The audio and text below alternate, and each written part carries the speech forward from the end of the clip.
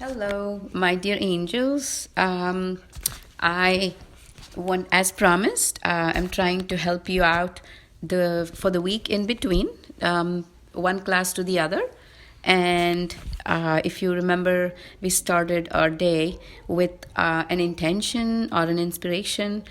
You could use this. You could use anything if you other than this if you have. But I just wanted to say this again, so this helps you every day for this week till we meet again.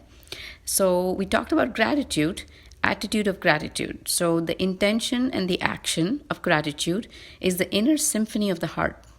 It opens to sing with thanks for the smallest of the things, to hear a bird sing, to see a child laugh, to receive a friend's affection, are all invitations to practice the attitude of gratitude.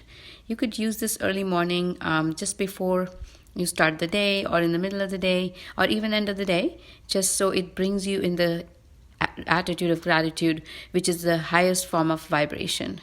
And that is very useful for you to get through the day and help you. All right, till next time.